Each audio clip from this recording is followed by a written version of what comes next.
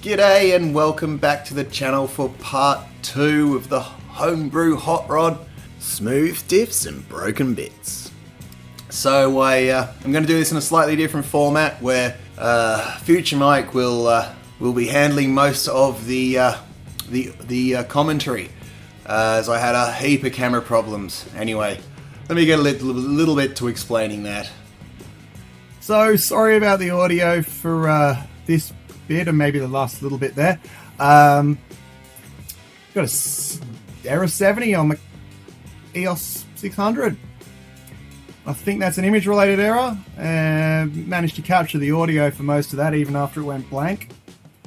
So I'm gonna have to have a look, see if she's got clean contacts and all that kind of whatnots.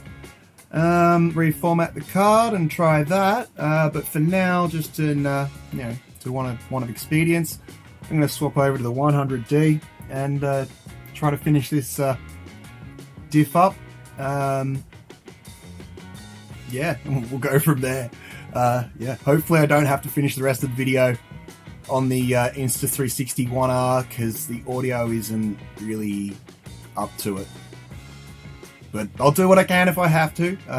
There is also, the ability of software to sort of change the equalizer a bit and mess with the audio, so maybe I can fix it up. And if you don't notice, that's fantastic, but you do know now. Probably shouldn't have said. So yeah, heaps of camera issues. But look, here I am, I'm just going through putting these diffs back together, and what I did was I replaced the bearings and made sure everything was spinning nice after the noises that you would have heard in the last video there when I was spinning it around. So it's got new bearings on all 4 points, and here's me just buggering about with it a bit, trying to get it back out. I'll probably end up skipping through some of this, but it's basically just working them off, undoing some C-clips and getting them off. From there you want to clean down the rest of the gear mechanism and grease up your new bearings, and then stick them on and reassemble. Just is a more time consuming than complicated process, really. Just dirty and time consuming. Yay grease. Anyhow, once I'd done this, I stuck them all back together and then had to put them back onto the chassis. I also had given that a clean up from how it was seen last time. Removed all the stuck dirt and whatnot. So let's hop to that now and get to putting them diffs back on that chassis. However, quickly before we do that, just take the opportunity to go through the truck again while I've got it laid out here for you. From the top to the bottom, we've got the hood with its scoop and the cabin frame, just a bit that goes over it there. Allows access through the main body to the middle of the vehicle. Then we've got the mounts that go onto the shock mounts. The bar for across, the main chassis, you can see the electronics there, the diffs resting on top, suspension assemblies front and back, the sort of over strut that gives strength to the top of the frame, replacing the, making that plastic one redundant above it, and the electronics there below. Okay, so it's time to put the diffs back on. So I'm going to position you here on the table with the 1R. So unfortunately I'm a bit of a camera down, and that one's over there doing the audio at the moment, and it's a real pain in the ass to try to see what it's doing from up here. So I'm just going to run through basically what you have to do to put the diffs back in. The Mad Truck has a novel way of going about mounting the diffs, and they're actually extremely secure. I've still got to give this a clean. They go between, you see this assembly here, the suspension assembly. They fit between these 2 bars or cross members here. If I open this up and do this correctly with the need to just sort of balance everything. So there's nothing that holds those cross members on. There's a bit of annoyance with this particular design. I can force this apart enough. Not force, but should be able to articulate enough to get these to line up and in. Ah, I've released the bottom, okay. And then you've got this fairly awkward situation of bringing these together. Can you believe these are the original grommets? Like that. The diff then mounts in between, and the whole assembly screws down. 1, 2, 3, 4, and then 4 again. So that's the front diff there. And the way you want to secure this in here, to start with, is by screwing on these 4 up here. And that will hold the diff in there and make sure your tie rods, not the tie rods, your drive shafts are in place. And then you'll bring it over. There's a hole just here that a bar goes through, that this bar goes through, and that holds the bumper on the front. And then the mounting plates up here. As you can see, I've not got the original. And then the mounting for the longitudinal bar, the top brace, goes there. And that is more or less the mounting. So that's how that one will go on, and I'll screw all that up in a bit. I'm going to put that back on there. And then for the rear, let me just, and then for the rear, you have a similar situation. That can wait there, that can wait there, can they? Where this goes in there with the drive shafts connecting it. Drive shafts are over here on the right. And then you'll bring the whole assembly over and bolt it down with the 8 screws again, and that will go in there. And then this gets bolted down here, and you'll also need to make sure that you have mounted the shaft as you're putting in the second differential. And that's more or less it. Then the top bar will go on here, this bolts on that, so on and so forth. And then it's a matter of putting on my reassembling the steering up here. This is jank. I could probably do with some attention. Hopefully I can just get it back how it was anyway, if I need to replace it for now, because I want to go for a run. And reassembling and then testing, and hopefully everything's alright. So I will begin to mount, well, I'll clean this down properly, then I'll begin to mount everything. Okay, and here we are putting it back together, and it's one of those things, like once you get the first couple of screws on, you're good, and you really want to get those cross braces on first, and just sort of, get the screw in there. Don't have to tighten it down at first, just get them in, and then you can position all the other screws and go from there. And then it's just a matter of sort of going through and sticking it all back together. While I was doing this, as you can see, I'm still on the old shocks and the old shock towers, so we're pre-stupidity at the moment. There is a bit of minor damage to the top of that shock tower there, but I was just working past that, and it hadn't seemed to be a fatal flaw. So that wasn't what broke, as you'll see. Anyhow, so I'm just sort of checking out the bearings, and I'm going through it. The front end, well, I'll tell you about it in a bit, but front end wasn't too bad, but the back end, as you'll see, I'm just not happy. So I go through and change them. Anyway, I'll leave you with the sped up footage here and a nice little tune.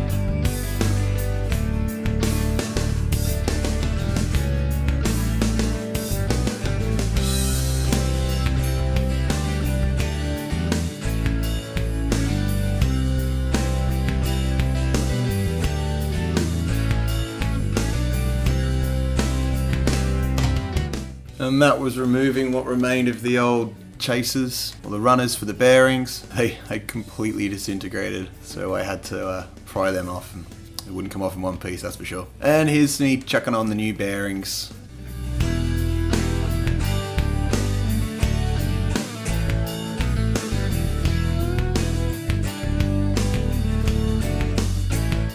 while we've got a moment, I'll take the opportunity to go through the design of the body here with you. The main body itself is made of about 12 separate pieces, not including individual tabs for attachment or the light module, little pontoons, whatever you want to call them, and the flares at the front. And you've got the back there and the front bonnet, they're separate, and then the rest of the body sort of is one piece that those go onto. I'm going to pull off the bonnet here and the cabin section so you can see underneath them. And so that was 3D printed in 2 pieces, the bonnet there, and the cabin section was 3D printed in 5, I believe. And as you can see, there are some little bits of odds and ends that still should actually get attached to the object in 3D, but it printed fine anyway. And yeah, so that's the body there, and I'm happy to answer any questions about this. The way to do it is you print off the things, you get yourself a nice flat tray, and you acetone weld them together, and it's something you have to be really patient with, but if you take your time, you can even then go over it with the resin,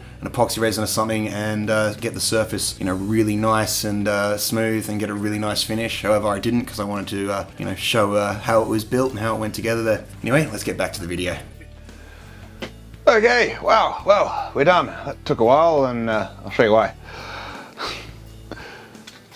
A few extra screws that I've ended up replacing with better ones, but there was a few bearings that had to come out of there.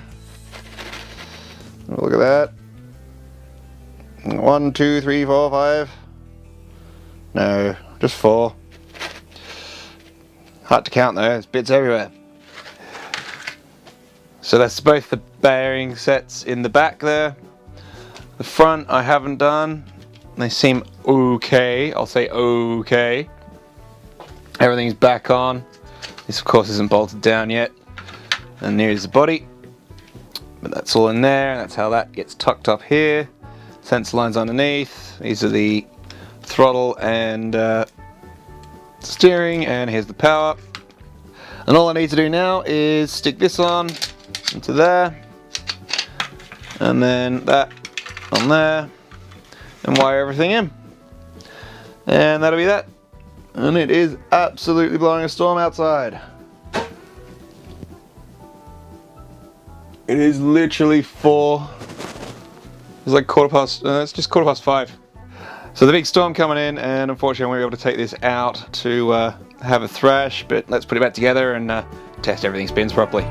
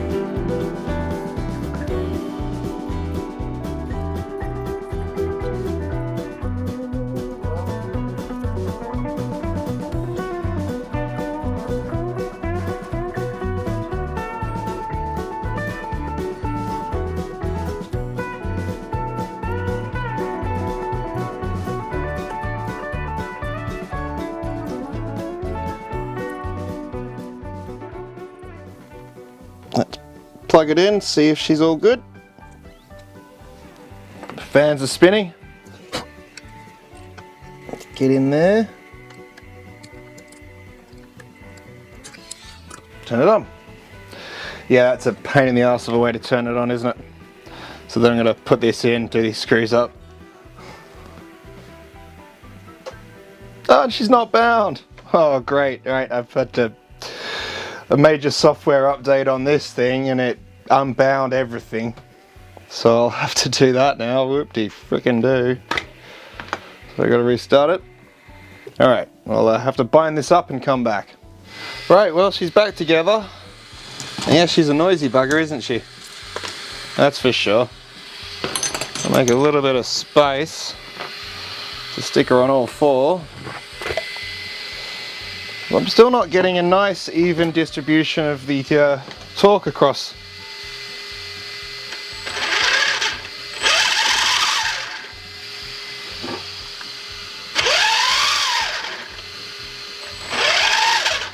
So I'm getting a bias to these two wheels here. So that's a bit annoying. And that feels horrible going around, so I'm going to have a look at this. Let's just see if she moves. I'd like to see it move.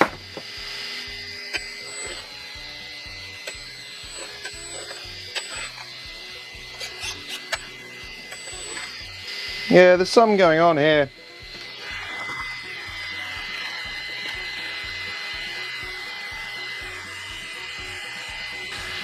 Honestly, it feels like this might be too tight.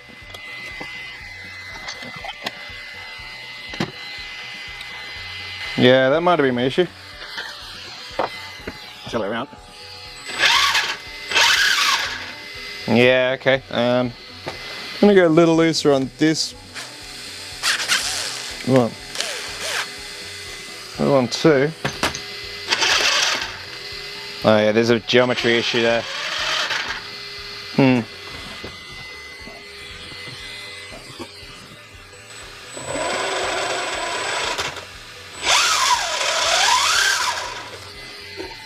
Still a bias in that, so there's definitely something not 100% right, but there's a limited slip diff. I mean, you know, anyhow.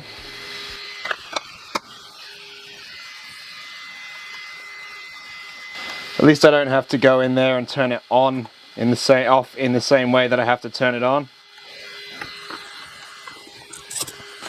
And this strap is retained there. I mean, dicky in that too. There's a lot of maintenance to be done. A lot of maintenance being done. I've got to glue in this light again. Heat the glue gun up. That's more or less done. So I think what we'll do is we'll take it for a little bit of a run tomorrow. And then I might end up pulling it apart again. How does it sit with the weight on it? Anyway, that's that for now. I'll see you out in the field. I'm going to tweak around some more, and let's go for a spin when we get out there.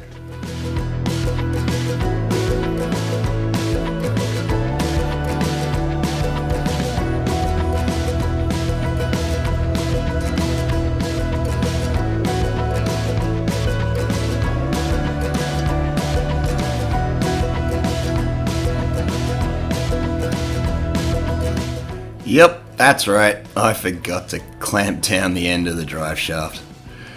And had to go all the way back up to the workshop to go and fix it. Anyway, I did that and I came back down and was playing around with the dog. Little Lulu's having a good old whale of a time there. And, well, this is the reason why there's no aluminium shock mounts. Let's just say, I kind of stuffed up. I mean, looking at it here, it just is like, why didn't you stop? Why didn't you stop? Like, here would have been good. Here, anywhere there, anywhere but there. So that is why the shock mounts got broken. Well, and she limped home. I didn't actually realize at this point it was broken. I was like, it was bad. I better have a look. Better check it out. Make sure the old gill's in fine condition. I mean, those shock mounts have taken a beating. They were the original ones. So I'm not really surprised that eventually they did break.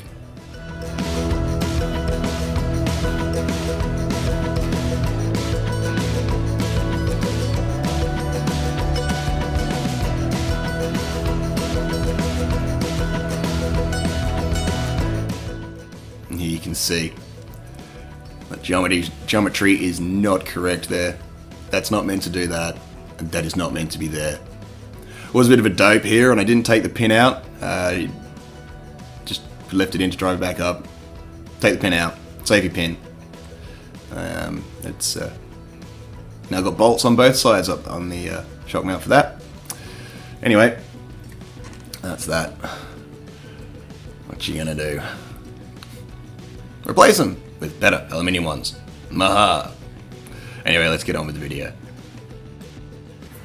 I cannot tell you what a pain in the ass making this video has been. We've broken the drive shaft, we've now broken the shock column, we've done bearings, camera's died. Oh my god. I will get this video made.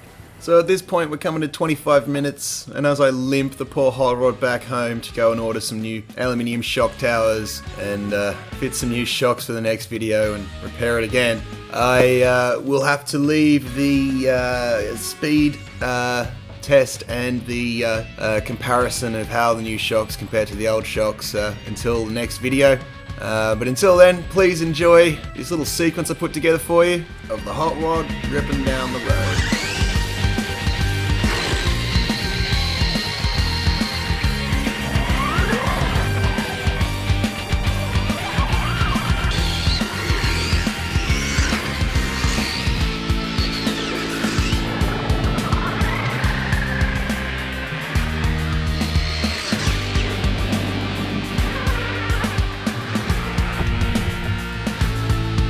Thank you for watching. Don't forget to like and subscribe. Next time I'll be giving a brief rundown on what I did to these shocks to get them tuned in how I like, and I will be going over the speed test and the shock comparison. Anyway, until then, be well, and I'll catch you next time.